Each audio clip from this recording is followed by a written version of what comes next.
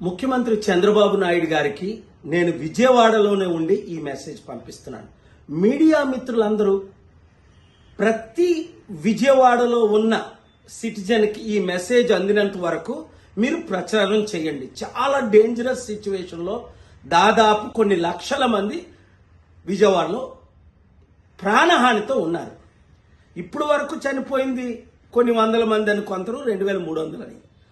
నేను మొన్న నిన్న ఈరోజు ఉన్న ఎక్స్పీరియన్స్తో చెప్తున్నాను.